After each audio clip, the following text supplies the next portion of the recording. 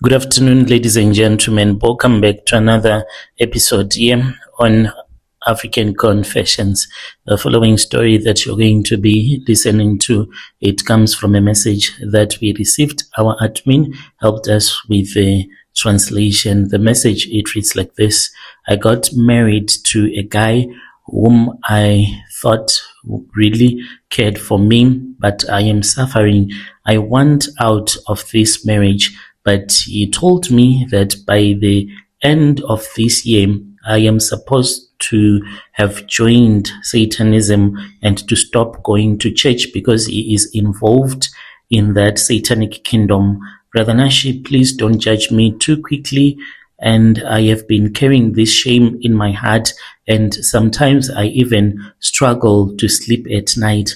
I really need honest help. There was one woman who told me that the people that can help me to make this thing just be removed from my life of Satanism, and this man who is also my neighbor, and I am now staying at his house. My house, it is a couple of houses down the street. We are staying together as husband and wife. I've been thinking that if it happens that I get the energy to walk away from this marriage, then what I will do is that I will sell the house and move out of the province and find work somewhere else. I have already submitted my CV.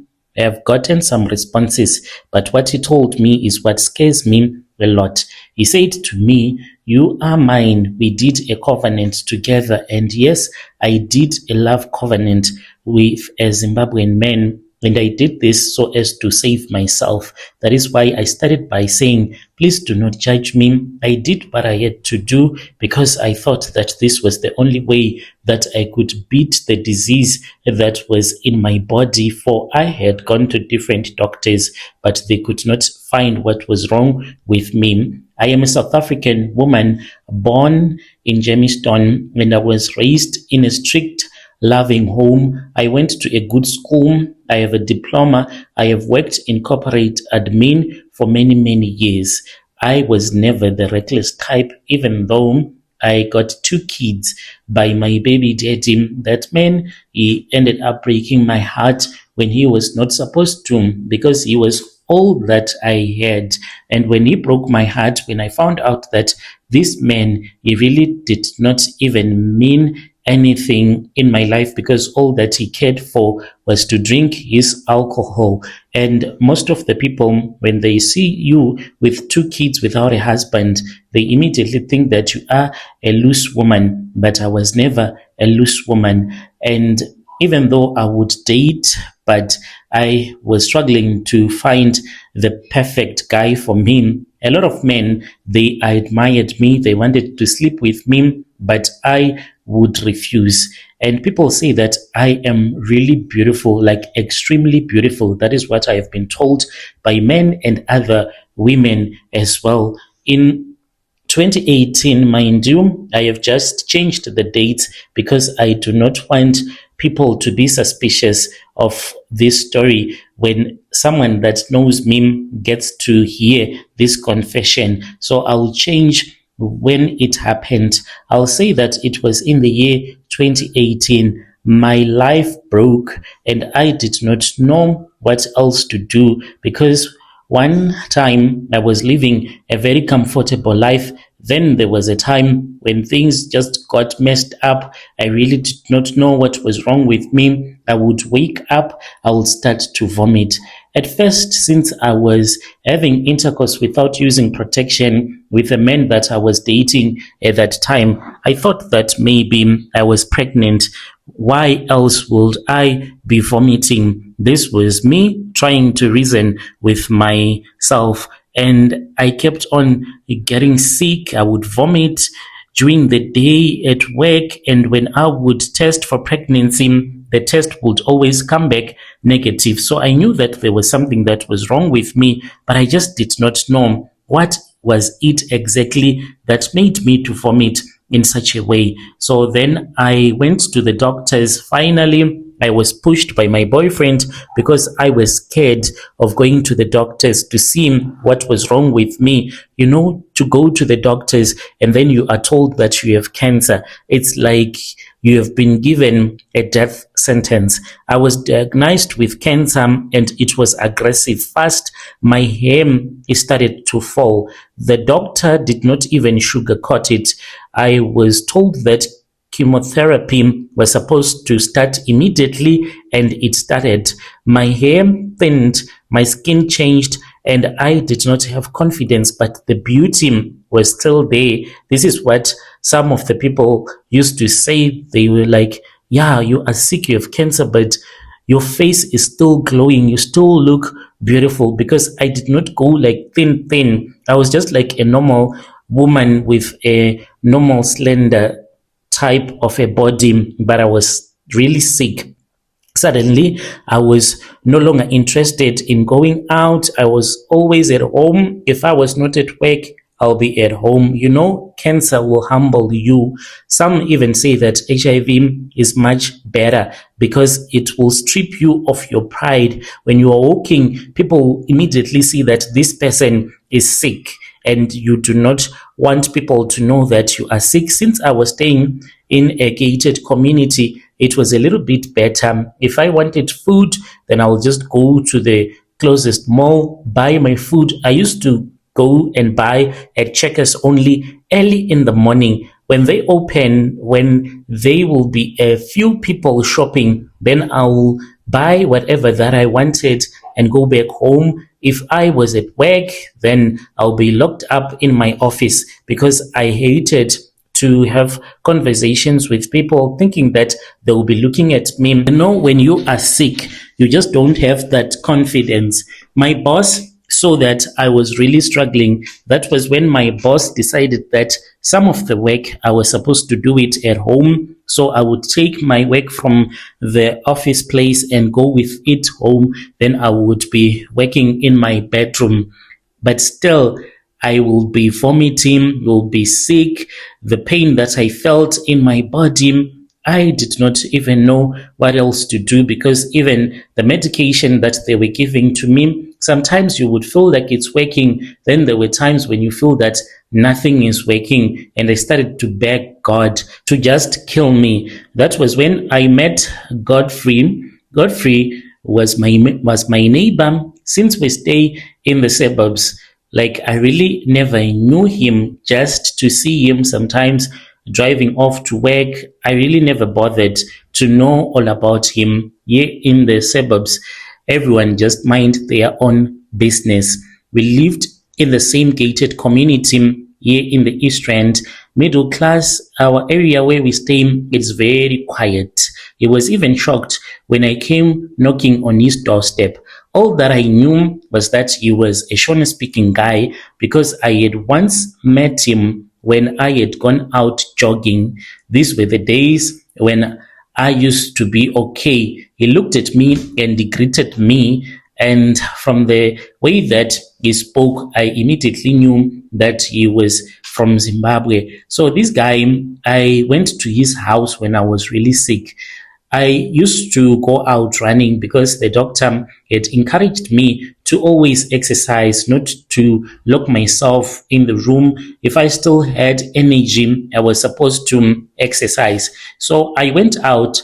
That was when I saw him, when I was passing through his house, as I was just walking for 30 minutes so that I can be okay. He greeted me politely.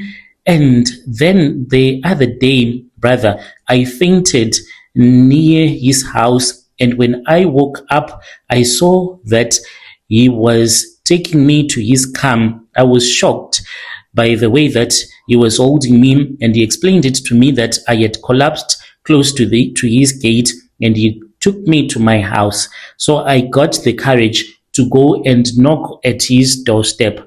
I went to his front door, and then I knocked, and he came. When I knocked on his door, he then said, "What is it that I wanted?" and I told him of my illness. He went quiet, he shook his head, and he said he did not know that I was sick because of cancer. He tried to comfort me, and I told him that I really did not want to be comforted the way that he was trying to comfort me. And he said, oh, sorry. I said, back in your country, I know that you might have some healers like your real ones. I don't want these ones that will scam me. Can you help me so that I can get cured? So when he spoke about some of the healers that he knew in his country, he was like, but I don't like them because they practice a lot of witchcraft. And someone that is involved into Satanism, it's not everyone that will just tell you that I'm involved in Satanism, because he was even counseling me. You should trust in the Lord. Are you a Christian? And I said, yes. And he said, I am also a church man. I don't like to go to these witch doctors. Yet he is the king of witch doctors. A few days later, he came to my unit and I invited him inside. And he spoke with me. How are you, neighbor? How are you doing? Like someone offering help with conditions.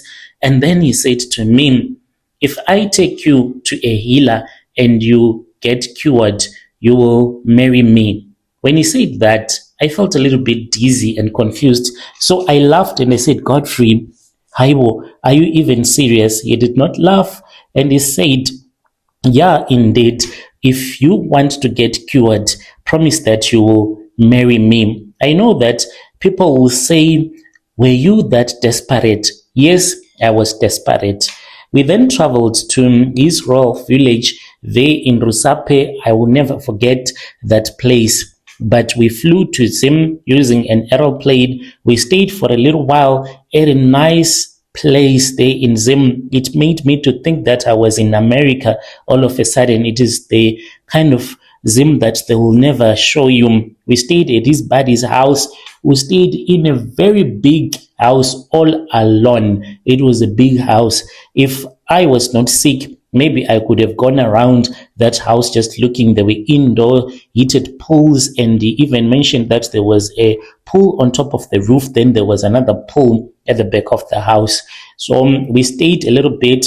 Then we traveled to his royal village, the real Zim that they show you on the news. It was a long road full of potholes, and finally we arrived at his compound. When we got there, I thought that maybe there was a church that was going on there, because there were a lot of people that were wearing white, yellow garments of all colors. And then he laughed and he said, oh no, these are the people that have come to be assisted by my mother.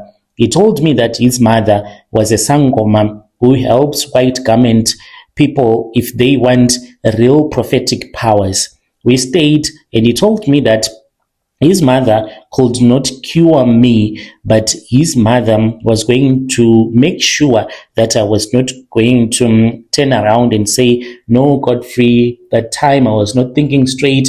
I do not want to be with you. I said, what do you mean? He told me that since I had agreed to get married to him, he wanted to be sure to secure his assets. He said this as he was laughing. His mother later on took us outside just before sunrise. We were told to remove our clothes in front of Godfrey's mother. She now knows what her daughter looks like when she is not wearing clothes. As for her son, I was even embarrassed for him. He was just there, not even covering his private part, as if this had been done before. The mother was not even looking at his manhood, but Godfrey later on said, I'm not ashamed of my mom, because when I was still young, she used to bath me, right? After we had been told to remove our clothes, we were sitting on a reed mat. Then the mother took a clay pot. It was a very small clay pot that she filled with a cup of water. It was placed between us. Inside, I saw that there was something that was there. It was oily. It was a mixture of herbs that made me want to vomit. And we were told to cut our thumbs and drip blood into the pot. Then my mother-in-law spoke, and later Godfrey translated it to me, and she said, from today You have chosen to be with each other. From today, you will never be separated. Whoever tries to separate you will bring madness into his or into her life. If any of you try to be separated from each other, then that person will instantly bring madness into their life. She asked me if I was willing to do this, and I said yes. I was sick because the pain that I was feeling, because she had told me not to take my cancer medication anymore, saying that it was going to fight with the help that I was going to get from the traditional healer. So it had been a couple of days without taking my pain medication. I agreed. We were made to repeat it. I don't know how many times I repeated, and I believed that this was where my help was going to come from. So after that, I was taken to the healer after we had been told to go and throw that water into the river and to inform the marine spirits that they should be the witness that we had created a love covenant between I and Godfrey. And then Godfrey took me to the healer in the same village. I was taken by the healer. He looked at me and he said, "You made a mistake, my daughter, to go to the doctors before you came here, but I'm going to cure you." He started, I don't know what he was doing on my back, as if he was counting the bones on my spinal cord. They had undressed me, but they had given me a cloth to put on top of my legs and my buttock area, and I was sleeping with my stomach covering my breast as I had been instructed to do. He was counting, I don't know, the bones on my spinal cord. I really do not know what he was doing, but it was painful. I felt his long, dirty nails digging into my spinal cord. He did this for several minutes and I was screaming in pain. Hey, those healers in Zim, you do not know them. After I was done, he looked at me, at my teeth. He pulled my tongue out everywhere in my mouth. There was a time when I was even crying. I wanted to tell Godfrey that I was done. I wanted to return back to South Africa. What also irritated me about the traditional healer was that he did not even care about good hygiene. He will scratch himself. The next thing, he will be sticking his finger into my mouth. So since I was sick, I was scared to tell him to stop it. Then he made me to drink some stuff that made my stomach to burn really hard. After that, that was when they brought powdered tobacco, not the one that we know here in South Africa. It was dark green, the powdered tobacco that they gave to me, and I was told to drink it. He mixed it in almost a 2-liter, and a jug full of water was brought before me. It was that powdered tobacco that he just poured in there, maybe half a kg, and then he made me to drink. I drank it, and I think that I was high because I felt the whole world going round and round. And when I tried to wake up, I felt so dizzy. So I started to feel something move in my stomach, and then I started to cry because I felt somehow as if this was no longer me. There was something that had possessed my body. What came out of my mouth was not something that was normal. They showed me after I had recovered from that drug that they had made me to drink. I saw a thick yellowish fat that was full of lumps, and then the witch doctor said, "This is what was eating you." Your doctors there in South Africa, they went to school, but they did not go to spiritual school. We returned to South Africa. My test results, they changed. My doctor was confused. The cancer markers, they dropped, and I was told that the cancer was in remission. I was alive. I kept my promise to Godfrey, and we got married. We had a nice private wedding. Now, the challenge that I have right now is that he wants me to be initiated. He came out clean with me, and he told me that he really does not go to work and indeed he does not go to work. He just have money that appears out of nowhere. That is why he lives this soft life. He wants me to join Satanism. My question is this to fellow South Africans: if a man saved my life and now he wants me to bring my soul to him so that he can offer it to the devil, must I owe him my obedience, or I must just accept madness that he said will come to me very swiftly? He reminded me that I used to be sick and now I got my life back. I should honor my promises. I just thought that it was going to be our marriage, we have kids, but no, he wants me to become a Satanist like he is. Indeed, there are times when he says that he leaves me and he even flies to other countries and I cannot see him because this happens at night when I am fast asleep. Since I am not yet initiated, I do not know what he does at night. Dear listeners, right there was a message that was sent to me by one of our dear sister. She's saying that she wants to join Satanism because of the oath that she took. Let us speak with him in the comment section.